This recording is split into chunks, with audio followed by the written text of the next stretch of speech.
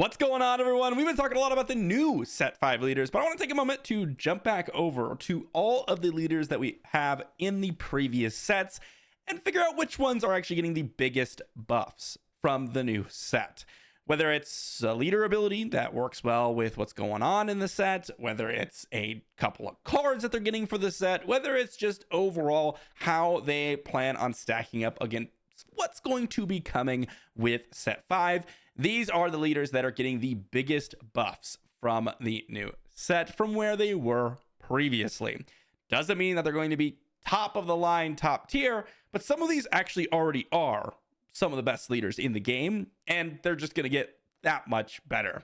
A big thank you to my patrons over on Patreon, guys. Check it out in the description down below. I'm going to be starting a patron meetup here for the Galactic Championship. It's going to be a ton of fun, I imagine. So check it out if you're interested in that. And also I have a TCG player link for any set 5 card that you want.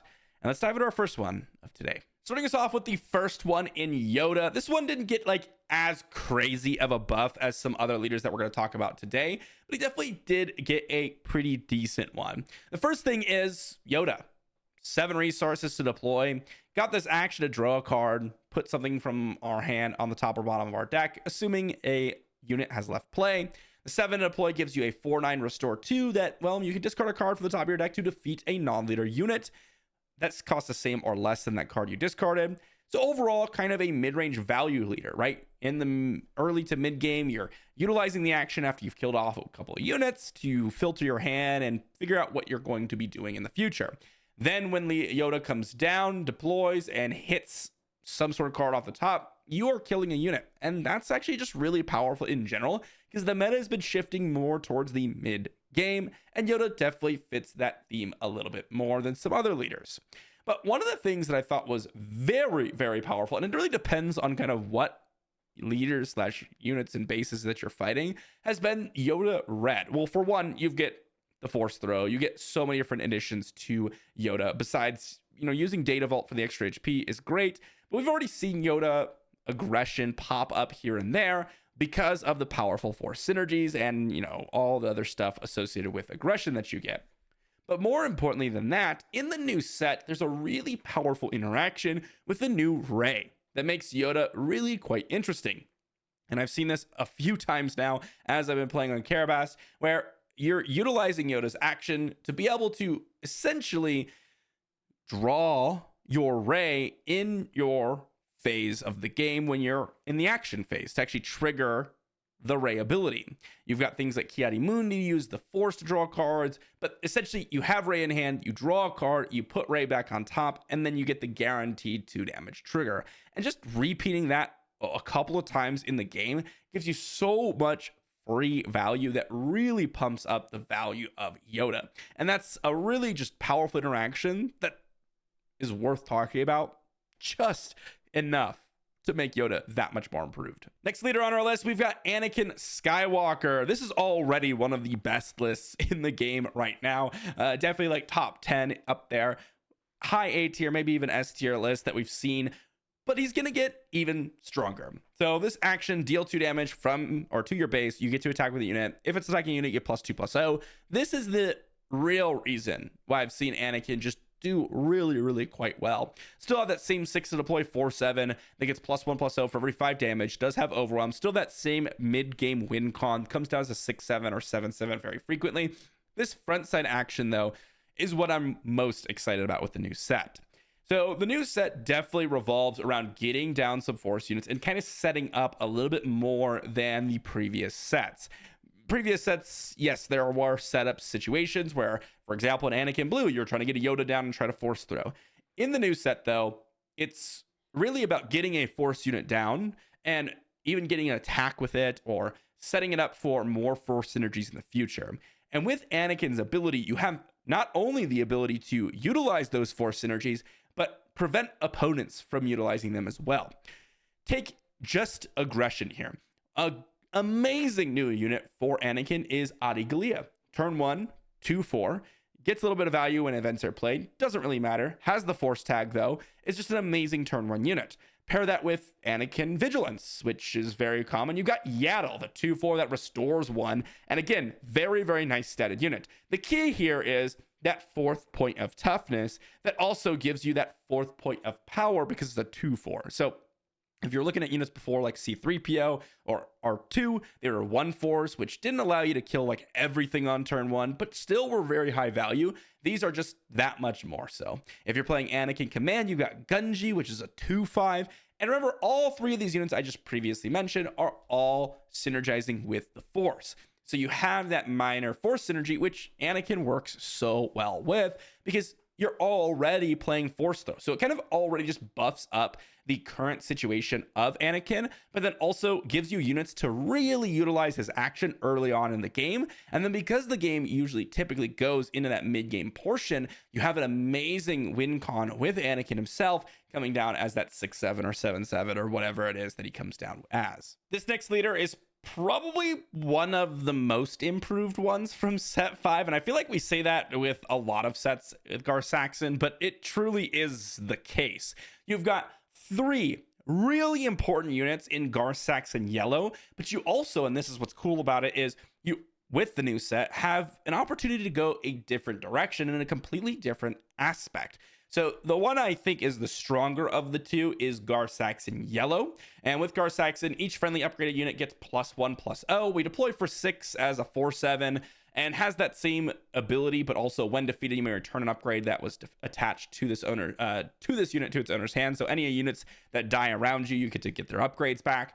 Essentially, this leader is really looked at as, okay, I have a bunch of my early game to mid game units just get that +1/+0, and then when I deploy Gar Saxon, he's a great upgrade holder to finish out the game. And that's exactly how it plays out. So what do we get from the new set? First thing is Secretive Sage. You got a 2/2 shielded, and that's all you really need with Gar Saxon. This brings us up to 9 total copies of turn 1 incredible plays that involve just 2/2 shields. You've got the Crafty Smuggler, you've got Secretive Sage, and you've got Director Krennic. All in Gar Saxon end up being 3/2 shielded, which is a very aggressive and really tough unit to deal with. If you want to include Dr. Evazan in that, you got a 4/3 shielded, but that one's a little bit more risky because it can really bite you in the butt in terms of what your opponent can do with how many resources they can ready up, okay? But what else did we get? Well, we got Shin, the new 3-drop 4/2 shielded with hidden. Really obnoxious for your opponent to deal with because it's a 5/2 shielded on the ground and has hidden, which means your opponent can't attack it with early game units on turn 2 when you deploy it. And if you deploy her late in the game, your opponent can't just immediately attack her with all of their units to get rid of her. So really obnoxious, can oftentimes trade significantly up because most units on turn 2 are 3/5s at the tankiest portion of them. So really just able to knock out units or just attack base and ignore them.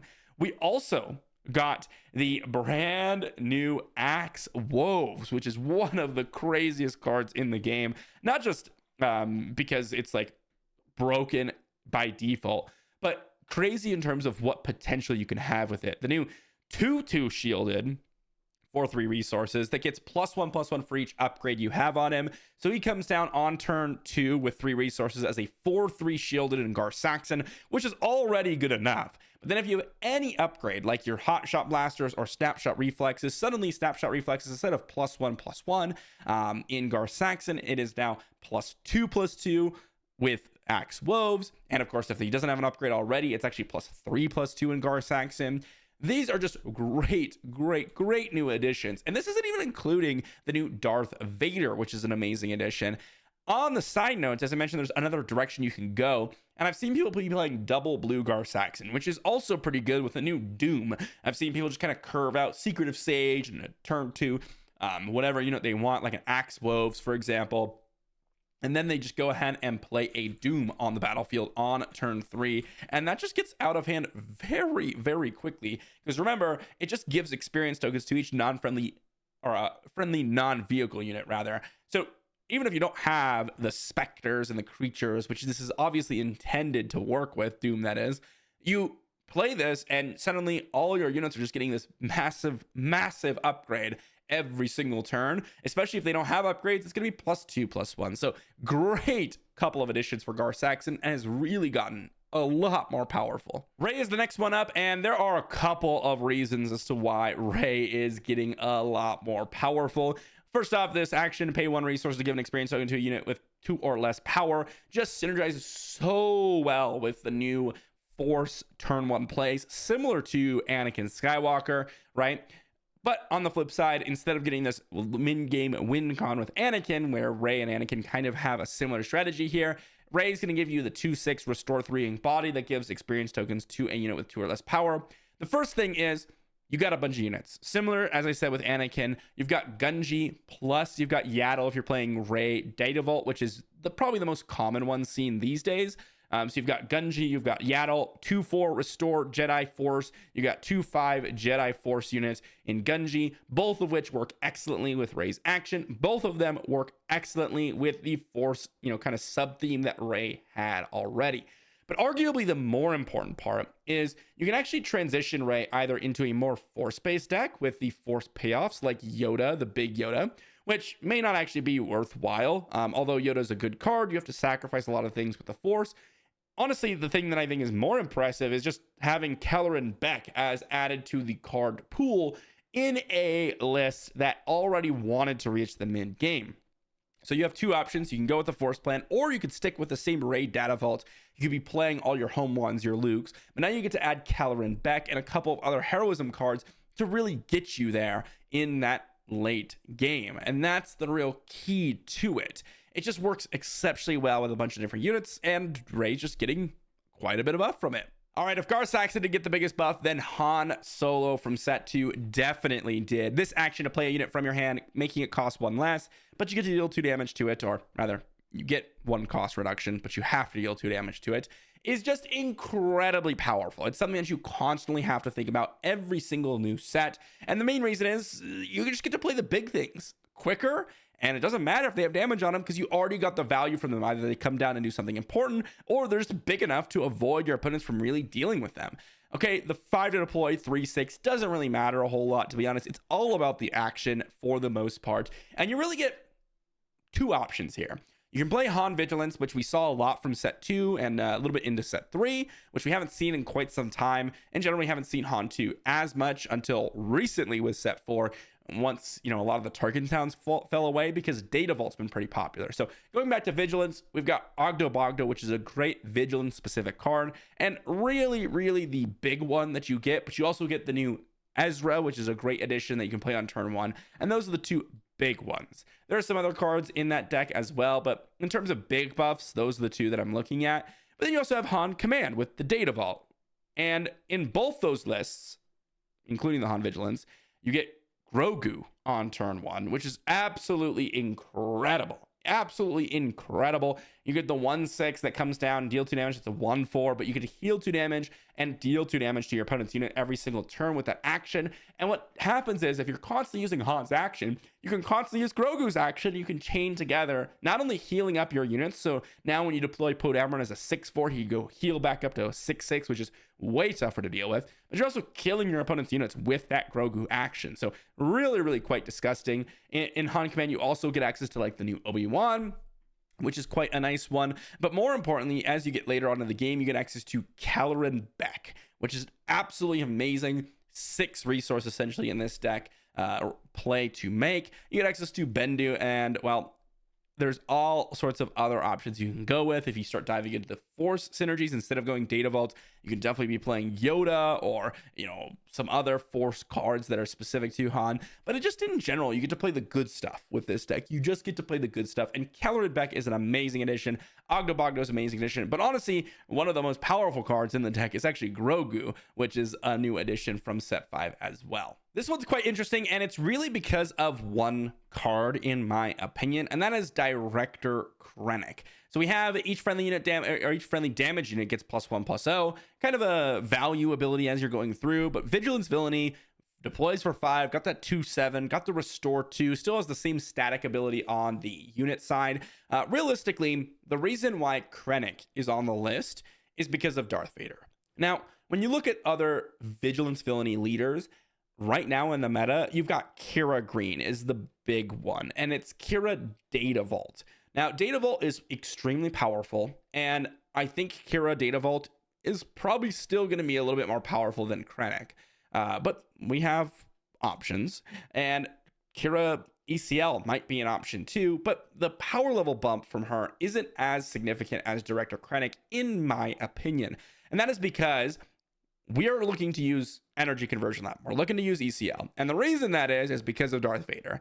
ECLing Darth Vader is one of the most oppressive plays you can make in the entire game. It almost always is going to be like a 3-for-1 in those situations. And Director Krennic is one of the best users of it. The reason why Kira or Iden or some of the other leaders that could be on the list aren't in place of Director Krennic is because when you're looking at leaders that are trying to allow you to survive to 6 resources, yes, Kira is a great option because you can deploy her overly barrage and all that good stuff. But do you really need to be ECLing out Vader if that's the case? Like, if you're going with that strategy and trying to clear out the board early, I don't think Krennic really fits, or ECL Vader fits into that strategy as nicely. Doesn't mean it's still not strong, because Kira ECL is still very strong, but it fits a little bit better in Krennic because Krennic is looking to, have a few damage units on the board, get that buff, but really have Krennic on the board and have him survive so you can keep getting in that restore two. And the best way to do it is, hey, I'm going to deploy Krennic as soon as possible. And if you don't deal with this guy, he's just going to be, this kind of annoying high toughness. And if you do hit him, maybe a little bit extra power, that's going to really pull me ahead. And if you do deploy a couple units to actually deal with Krennic, well, now you've kind of walked into my ECL Vader strategy. Whereas if you look at like Krennic, for example, or Kira, I keep saying Krennic, but if you look at Kira, she dies with 4 toughness, so that could be a little bit tricky because you can't bait more units into Vader. And if you look at Iden, well, she deploys a little bit too late on 6 resources to really situate yourself as nicely as Krennic can for you. So I think Krennic definitely got the most improved from this. It's not just Vader, of course. This is the big one for me, but there are some other things from set 5 that can really help out Krennic as well. And the next leader we've got is Han Solo. This one is really not that surprising either. This one's not the set 2, but instead the set 1 Han Solo. We got 2 Hans on the list, and it's really because both of their actions don't have anything to do with their sets. They are just value actions. Set 2 is giving you a resource reduction, but you have to deal damage to things, and this one, it's getting you extra resources, but at the cost of cards in your hand. So yes, put a card from your hand into play as a resource and ready it, and you have to defeat it at the next phase, or next action phase. You got to deploy at 6 as a 4/6. You got the on attack trigger that can do some really powerful things. Realistically, the biggest thing about this is the new plays that you can make by scaling ahead of your opponent. And again, if I've not talked about it enough, Han 1 with Data Vault is pretty popular, similar to Han 2 with Data Vault, and we've got the new Caloran back as an addition. Not only that, but also because we're playing in Cunning, we actually do have Qui-Gon, and Qui-Gon's quite a powerful one as you're getting to play it earlier. One of the things with Qui-Gon is usually what's going to happen in normal decks, you got a 7-drop, 7/5 ambusher, you kill something, it dies, and you get to kill another thing. So it's a 7 resources, you kill 2 units, which is still pretty good. But in this Han, what's going to happen is if you get Qui-Gon down, you can kill something, probably have it live, maybe attack another thing, and maybe you get a 3-for-1 with it. And yes, you still have the 7 resource Han, but this just gives you another option in that category. As I said, you have Caloran Beck, which is another option. And the whole idea is, well, with Han, you can get to that 7th resource very, very quickly, as early as really turn 4 without any ramp whatsoever. Otherwise, you could do it turn 3 if you're getting resupply down on turn 2, which is incredible. But you just get more options to play these higher value plays early on into the game. I've even seen some minor force synergy decks with Han because you can play force units so much earlier than your opponent. You can drop things like turn 1 Obi-Wan, the new 3/5 Sentinel, get the force with that, and then you can transition into like Yodas and all the other force units that are really benefiting from it. You can even play like Luke's because you got a bunch of unique units in the deck that you could play for a little bit cheaper, or I shouldn't say cheaper, but a little bit ahead of the game, which can be really powerful. Just kind of, again, playing a value deck because you get to have an extra resource where your opponent doesn't. And that's pretty much all it is with Hans these days. Next one we got is Kazuda. Now this one's very, very interesting, mainly because we have a lot of additions in Vigilance to make Kazuda do even better. We have this action: a friendly unit loses all abilities for this round, take an extra action after this one. So you get to basically negate some negatives. Deploys for 4 as a +3/+3 upgrade, or a 2/5 ground unit, and on attack, you get to kind of essentially use that ability, but on any amount of units. Now, really, previously, people were playing Kazuda red, and I think that's still a great option. You still have trench runs, you still have heroic sacks, and all that good stuff, which are all still very, very solid plays. There's really two factors for me for Kazuda. First off is he's very, very aggressive, and the decks that are playing Kazuda, or the decks that are playing the cards in Kazuda, are tending to be very much an aggressive strategy, and that actually has been better in this new set. If you're trying to set up a little bit, then this definitely can catch you off guard. If you're trying to go with like big force plays, like the big Yoda, for example, you can sometimes just get absolutely overrun. We'll see if this is going to continue being the case, because people might just go back and default to some other leaders rather than trying to play around with these force synergies. But also in Vigilance, you get really two plays that are quite solid. In one, Lothwolf, the 3/3 Sentinel that can't attack, and that is just a 3/3 in your deck, but also you can have it have Sentinel when you want it to, which is really, really nice. The second one, and definitely better, is Ogdo Bogdo, the 5/5 that can't attack unless it's damaged. You can just make it a 3-resource 5/5, which is extremely aggressive and can really dominate a board. But then, because you got a couple new Vigilance editions, you can then pull in some old Vigilance editions. So because we have more value from this set, you actually pull the old value, like Corporate Defense Shuttle, which is, I believe, a 3/5, if I'm remembering correctly, space unit on early on into the game, which can't attack, but you can remove that from the abilities that it has with Kazuda's ability, which can be really nice because, again, it gives you another pilot to put Kazuda on, and that can just be incredibly powerful. So kind of just a lot of minor things adding up on Kazuda and really allow you to get in for massive amounts of value here very, very quickly. Definitely a significant improvement for Captain Phasma here with the new set. We've got this action to basically deal 1 damage to a base if you've played a first order card. Before, we just didn't have an incredible amount of first order cards to choose from. And that can be very, very tricky for a leader that only wants first order cards. The 5 to deploy 4/6 actually has a really relevant ability to where you can deal 1 damage to a unit and deal 1 damage to a base if you played another first order card on attack, which is really, really nice. 4/6 body, very, very good. But we were just missing first order cards. Now, with the new set, you really get a couple in there that are actually pretty exciting. The two that I'm most excited about are Exegol Patroller and definitely the most important one, Knight of Ren, just a 3-resource 4/4 first order unit.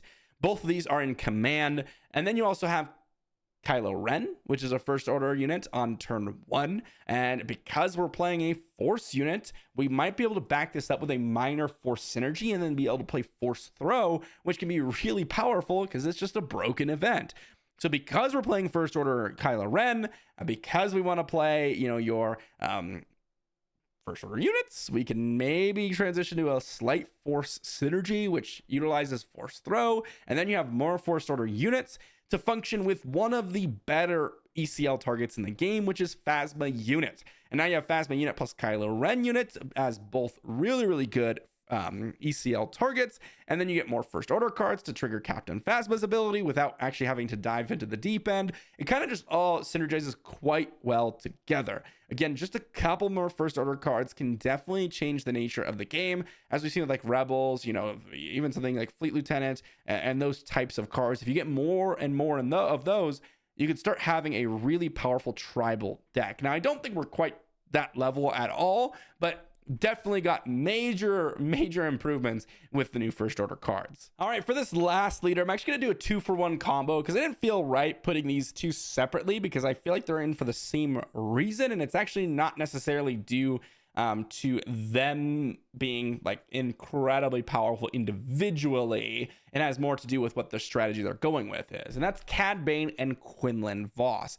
Both of them kind of run this cunning Tarkintown shell where in the beginning of the game, you can utilize the leader actions to basically remove some early game units.